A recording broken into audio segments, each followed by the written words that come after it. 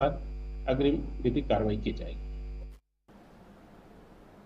उत्तराखंड राज्य में लगातार गर्मी का सितम बढ़ता जा रहा है। इस चिलचिलाती धूप ने जहां एक तरफ लोगों का जीना दूभर कर दिया है, तो दूसरी तरफ बढ़ती गर्मी बच्चों और बुजुर्गों को बीमार कर दिया है, जो इसके चलते डॉक्टर भी इस बात पर जोर दे रहे हैं कि ऐसे तो सभी को इस गर्मी में विशेष ध्यान देने की जरूरत है, लेकिन खासकर बच्चों और बुजुर्गों को इस तपती गर्मी में सावधानियां बरतने की भी जरूरत है, क्योंकि चिलचिलाती धूप की वजह से न सिर्फ पेट संबंधित बीमारियां हो रही हैं, बल्कि स्किन और आंखों से संबंधित बीमारियां भी बढ़ती जा रही हैं।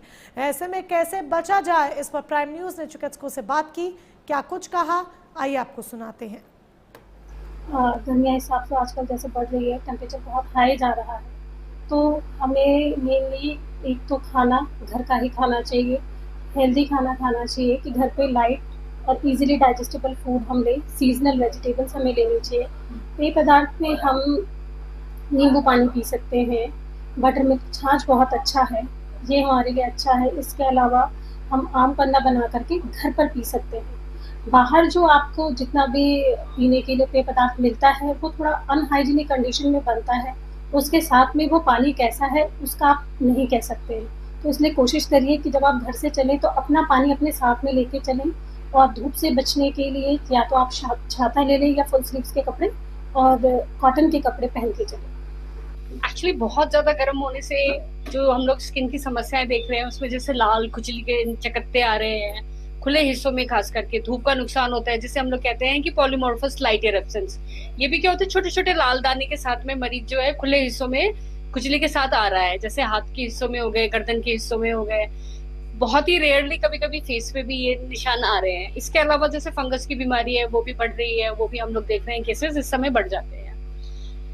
और स्किन भी कॉमनली फीमेल्स में हम लोग देख रहे हैं, क्योंकि बहुत ज्यादा ओवर यूज कर रहे हैं वो कोई भी कॉस्मेटिक जो कि चिपचिपी होती है या तेली है जिसमें मात्रा ज्यादा होती है, उसकी वजह से उनमें एलर्जी ज्यादा हो रही है। लाल उसमें भी पपड़ी के साथ में बड़े छाले आ रहे हैं या चकत्ते आ रहे हैं।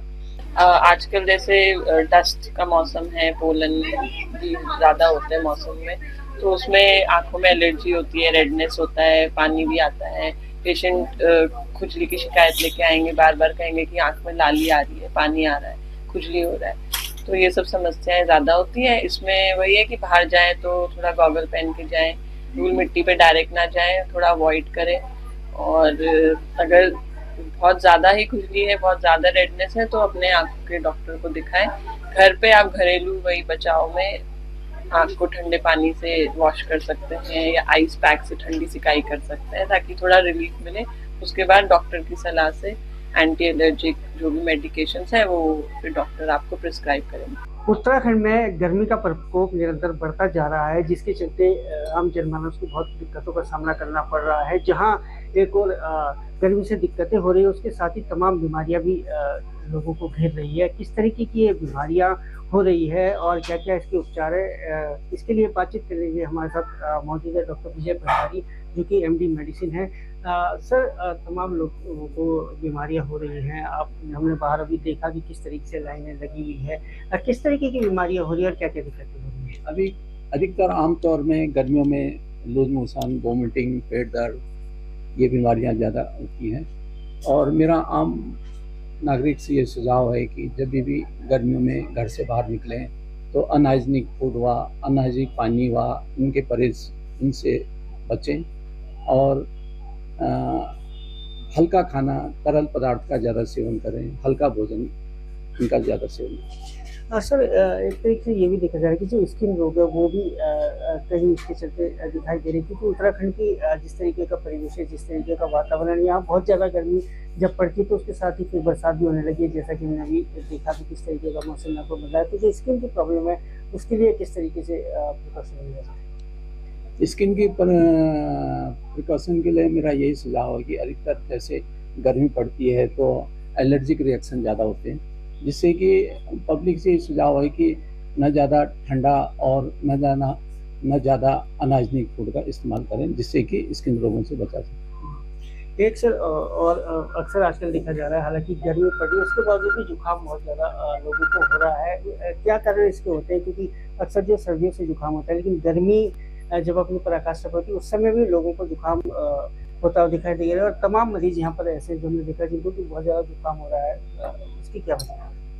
अधिकतर ऐसे होता है जब टूरिस्ट लोग बाहर से यहाँ पे आते हैं, जैसे दिल्ली से हुआ या हरियाणा से हुए, तो वहाँ के क्लाइमेट में और यहाँ के क्लाइमेट में अंतर रहता है।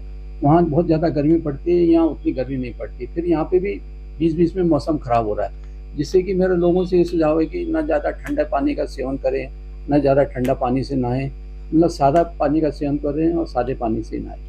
किस बीमारी के लिए यहाँ पर आए? सर एक्चुअली लोअर पेल्विस में मेरा पेन हो रहा था 2-4 दिन से, तो इसलिए आज सर से मुझे कंसल्टेशन मिली, तो आज सर से कंसल्टेशन। इस गर्मी के बारे में आपसे पूछना चाहेंगे, जिस तरीके से गर्मी पड़ रही है और फिर उत्तराखंड का जैसा मौसम है कि गर्मी के बाद तुरंत बरसात जो होती है, इसके कारण भी तमाम बीमारी हो रही है, तो उसके बारे में क्या कहना चाहेंगे और गर्मी से किस तरीके से चीज़ें?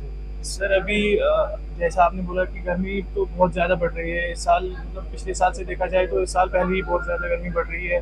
डिहाइड्रेशन ज़्यादा हो रही है इस साल, हाइड्रेट होना चाहिए बंदा, तो उससे बहुत इंसान बच सकता है। बाकी तो एक्चुअली यहाँ पर जो है जब अधिक गर्मी पड़ती है तो उसके बाद कहीं ना कहीं बरसात भी देखने को मिलती है। हमने विगत दिनों में देखा था कि जो पारा है वो लगभग 40 डिग्री के आसपास पहुँच गया था, लेकिन उसके बाद फिर से 2 दिनों से बरसात हुई है और आज फिर हल्का यहाँ पर गर्मी का एहसास देखने को मिल रहा है। लेकिन जिस तरीके से बीमारियां हो रही है, ये कहीं ना कहीं चिंता का विषय है और अगर गर्मी और ज़्यादा अधिक बढ़ती है तो आगे किस तरीके की परिस्थिति बनेगी, ये देखने वाली बात होगी।